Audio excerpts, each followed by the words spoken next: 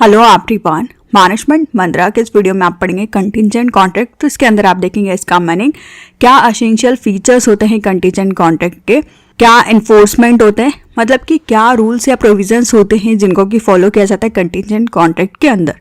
इनको डिटेल में देखने से पहले डिस्क्रिप्शन में आप बिजनेस लॉ या इंडियन कॉन्ट्रैक्ट एक्ट से रिलेटेड डिफरेंट टॉपिक्स पे वीडियो देख सकते हैं। वीडियो अच्छा लगे तो प्लीज़ लाइक कीजिए, चैनल को सब्सक्राइब कीजिए और कमेंट कीजिए, और किसी टॉपिक पे वीडियो चाहिए तो आप कमेंट कर सकते हैं। तो पहले हम देखते हैं इंट्रोडक्शन। कंटिजेंट वर्ड का मतलब होता है इवेंट या सिचुएशन, जो कि डिपेंड करता है कि कुछ इवेंट या कुछ फैक्ट्स होंगे, उस बेसिस पे चीज़ें होगी। फॉर एग्जाम्पल, आपको पैसा कमाना है तो ये डिपेंड करता है कि आपकी अच्छी जॉब लगेगी तो आप कमा पाएंगे, तो ये क्या हुआ, कंटिजेंट। तो कंटिजेंट कॉन्ट्रैक्ट का मतलब होता है enforceability.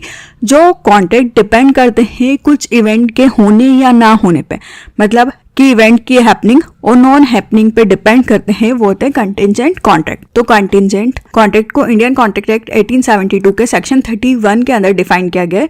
A contingent contract is a contract to do or not to do something if some event collateral to such contract does or does not happen।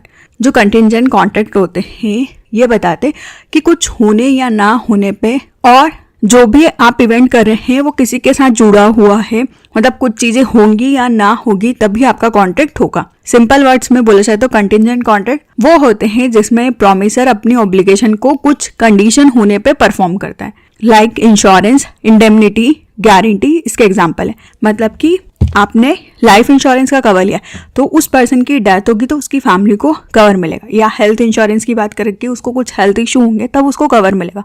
Fire insurance लिए तो आपके particular business में या buildings में आग लगेगी, आपका कुछ नुकसान होगा तो आपको पैसा मिलेगा। तो वो कंटिजेंट कॉन्ट्रैक्ट होते हैं कि कुछ इवेंट हैपनिंग होने पे आपको उसका बेनिफिट मिलता है। तो कंटिजेंट कॉन्ट्रैक्ट कंटिजेंट लाइबिलिटी जैसे होते हैं कि आपकी लाइबिलिटी अराइज हो भी सकती है और नहीं भी हो सकती है। और जो कंटिजेंट कॉन्ट्रैक्ट होते हैं ये कोलेटरल या सेकेंडरी इवेंट पे डिपेंड करते हैं कि कोई भी काम अगर कुछ इवेंट होता है या नहीं होता उस पर डिपेंड करेगा। नेक्स्ट हम देखते हैं कि क्या क्या एसेंशियल फीचर्स होते हैं कंटिजेंट कॉन्ट्रैक्ट के। फर्स्ट आता है there must be valid contract to do और abstain from doing something. Second आता है performance of the contract must be conditional. Third आता है the event should not be at the discretion of the promisor. Fourth आता है the said event must be collateral to such contract. इनको हम detail में देखते हैं। फर्स्ट आता है there must be valid contract to do और एब्सटेन फ्रॉम डूइंग समथिंग।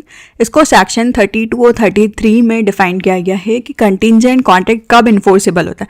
कुछ भी इवेंट के होने या ना होने पे वो कॉन्ट्रैक्ट वैलिड होगा, मतलब कुछ इवेंट हुआ या तो तब कंटिजेंट कॉन्ट्रैक्ट को आपको परफॉर्म करने की ऑब्लिगेशन बनती है, या नहीं हुआ है तब बनती है। फॉर एग्जाम्पल बात करें कि एक्स एग्री है कि वो वाई को पैसे देगा अगर उसका शिप रिटर्न नहीं आता है, मतलब अगर वो वापिस नहीं आता है तो वो उसको पैसे देगा। तो पता चलता है कि उसका जो शिप है, जहाज है, वो डूब गया है, तो एक्स की रिस्पॉन्सिबिलिटी या ऑब्लिगेशन बनती है कि अब वो उसको पैसे दे। तो एक्स हमने मान लिया इंश्योरेंस कंपनी है, वाई ने इंश्योरेंस करवा रखा था, वाई का शिप डूब गया है तो एक्स को या इंश्योरेंस कंपनी को उसके लिए पैसे देने होंगे। सेकेंड आता है performance of the contract must be conditional. कुछ भी कंडीशन किसी भी कॉन्ट्रैक्ट की फ्यूचर इवेंट पर बेस्ड होती है, वो अनसर्टेन भी हो सकता है, मतलब वो इवेंट होगा तो आप चीजों को परफॉर्म करेंगे, मतलब कुछ कंडीशंस फुलफिल होगी तो आपका कंटिजेंट कॉन्ट्रैक्ट बनता है, वरना नहीं बनता है। फॉर एग्जाम्पल हम बात करें कि ए बोलता है कि वो बी को पैसे देगा अगर बी का घर जल जाता है, मतलब बी का घर जलेगा तो ए उसको 10 लाख रुपए देगा। तो यहाँ पे कंडीशन क्या है कि बी का घर जलना चाहिए तब ए उस कॉन्ट्रैक्ट को परफॉर्म करेगा।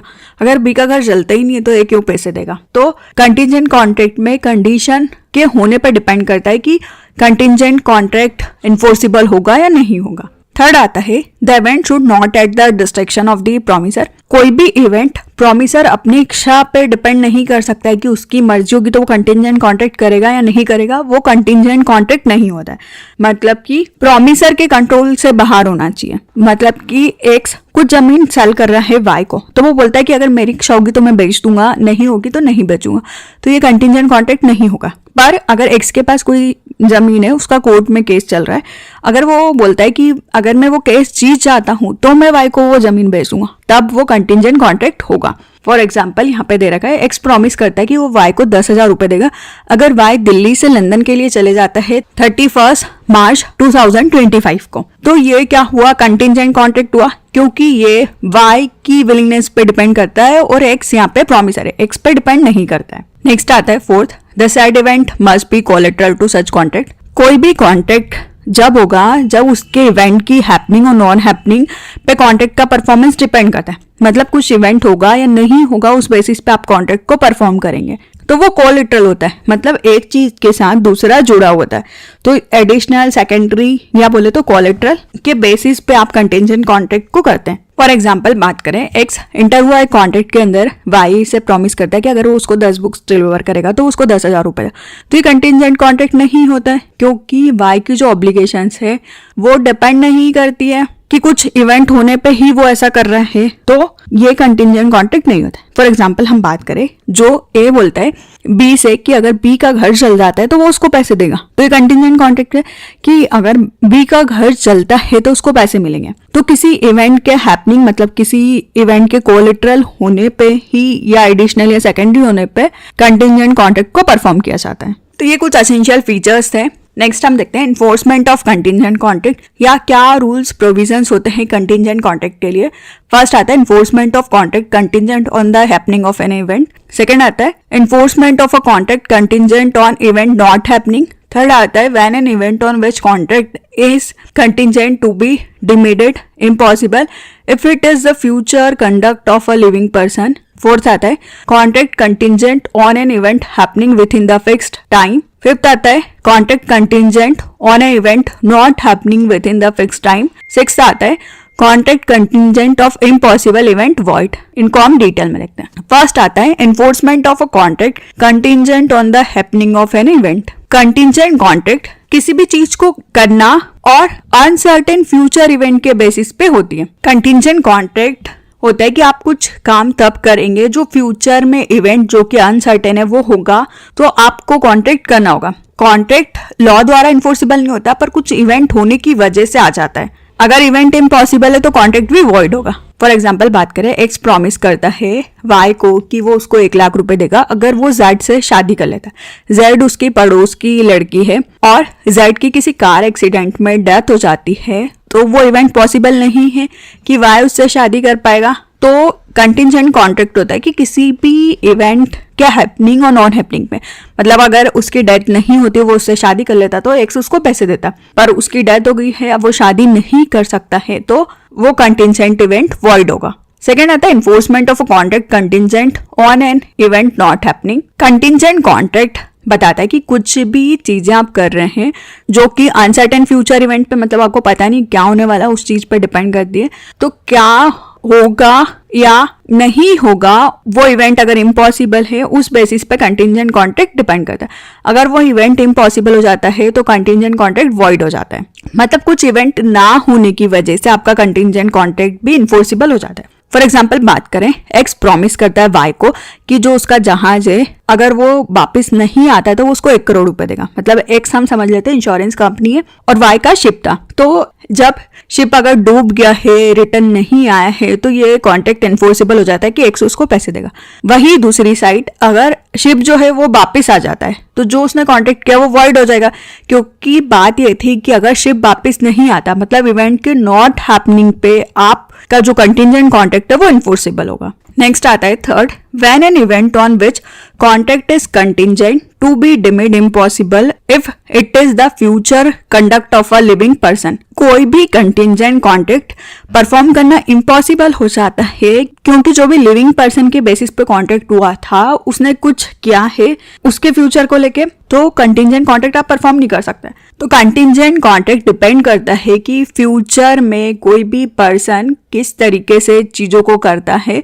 अगर चीजें परफॉर्म करना इम्पॉसिबल हो जाती है तो जो आपका इवेंट है वो भी इम्पॉसिबल हो जाएगा। फॉर एग्जाम्पल बात करें, एक्स एग्री है कि वो 1 लाख रुपए देगा वाई को अगर वो जेड से शादी करता है, तो पर क्या करा, जेड ने ए से शादी कर ली। अब एक्स ने क्या बात की थी कि वाई जेड से शादी करे, पर जेड ने तो किसी और से शादी कर ली, तो जो ये कॉन्ट्रैक्ट था वो परफॉर्म करना इम्पॉसिबल हो जाता है। अब एक कंडीशन हो सकती है कि अगर ए की डेथ हो जाती है तब वो जेड से शादी कर सकता है, पर आपको ये नहीं पता है कि कब होगी और कब ये कॉन्ट्रैक्ट परफॉर्म होगा, तो ये कॉन्ट्रैक्ट वॉइड हो जाता है कि जिस लिविंग पर्सन के लिए आपने कॉन्ट्रैक्ट किया था उसने ही कुछ और कंडक्ट किया जिसकी वजह से जो कॉन्ट्रैक्ट है उसको परफॉर्म करना इम्पॉसिबल हो गया। नेक्स्ट आता है contract contingent on an event happening within the fixed time. Contingent contract जब आप परफॉर्म कर रहे हैं, कुछ हुआ है या नहीं हुआ है, फ्यूचर का जो अनसर्टेन इवेंट है वो फिक्स टाइम के अंदर होना चाहिए, वरना कॉन्ट्रैक्ट वॉइड हो जाएगा। मतलब जो इवेंट है वो टाइम के अंदर होना चाहिए। फॉर एग्जाम्पल हम बात करें, हमने इंश्योरेंस पॉलिसी ली थी 5 साल के लिए, आपने तब तक की प्रीमियम दिए, उस टाइम पे अगर आपको कुछ हेल्थ इशू है तो वो कवर करेगा, पर जब आपने पॉलिसीज की प्रीमियम नहीं भरी है या पॉलिसी स्लेप्स हो गई, उसके बाद अगर कुछ इश्यूज होते हैं तो वो आपको कवर नहीं देगा, तो तब वो कॉन्ट्रैक्ट वॉइड हो गया। तो जो भी हैपनिंग है इवेंट की वो फिक्स टाइम के अंदर होनी चाहिए। फॉर एग्जाम्पल बात करें कि एक्स प्रॉमिस करता है वाई को कि वो कुछ पैसे देगा अगर शिप 1 अप्रैल 2025 से पहले रिटर्न आ जाता है। हो सकता है कि एक्स ने ही माल मंगवाया होगा वाई से, तो वाई का शिप अगर टाइम पे आ जाता है तो वो उसको पैसे देगा। तो अगर शिप टाइम पे आ गया तो कॉन्ट्रैक्ट इन्फोर्सेबल होगा कि वो एक्स से एक्स्ट्रा पैसे ले सकता है या एक्स उसको पैसे देगा। पर शिप अगर टाइम पे नहीं आता या शिप डूब जाता है तो वो कॉन्ट्रैक्ट वॉइड हो जाएगा। नेक्स्ट आता है fifth, contract contingent on a event not happening within the fixed time. Contingent contract कुछ हुआ है या नहीं हुआ, मतलब अनसर्टेन जो इवेंट है वो नहीं होता है फिक्स टाइम के अंदर, तब भी इन्फोर्सिबल होता है कंटिंजेंट कॉन्ट्रैक्ट। तो आपको देखना है कि टाइम एक्सपायर ना हो और वो इवेंट ना हो। इसको सेक्शन 35 के अंदर डिफाइन किया गया। फॉर एग्जांपल बात करें, एक्स प्रॉमिस करता है कि वो वाई को कुछ पैसे देगा अगर उसका शिप 31 मार्च 2025 से पहले नहीं आता है, तो ये कॉन्ट्रैक्ट एनफोर्सिबल होगा। अगर शिप 31 मार्च 2025 से पहले नहीं आता है, अगर शिप आ जाता है तो वो कॉन्ट्रैक्ट को परफॉर्म करना इम्पॉसिबल हो जाएगा। नेक्स्ट आता है contract contingent of impossible event void. कोई भी एग्रीमेंट होने या ना होने पे बेस्ट होता है, अगर इम्पॉसिबल है उस इवेंट का होना तो वो एग्रीमेंट भी वॉइड हो जाता है। फॉर एग्जाम्पल बात करें, ए एग्री है कि वो 10,000 रुपए बी को देगा अगर बी उसकी डॉटर सी से शादी कर लेता है। ये एग्रीमेंट हुआ, पर जो सी है उसकी डेथ हो जाती है एग्रीमेंट के टाइम पे, चाहे दोनों को पता हो ना पता हो, तो ये एग्रीमेंट वॉइड हो जाता है और क्योंकि इम्पॉसिबल एक्ट हो जाता है। तो इस वीडियो में आपने देखा कंटिंजेंट कॉन्ट्रैक्ट, इसका क्या मीनिंग होता है, क्या एसेंशियल फीचर्स होते हैं इसके, क्या रूल्स है जो कि इन्फोर्सेबल है। वीडियो अच्छा लगे तो प्लीज लाइक कीजिए, चैनल को सब्सक्राइब कीजिए और कमेंट कीजिए। और किसी टॉपिक पे वीडियो चाहिए तो आप कमेंट कर सकते हैं। Thank you.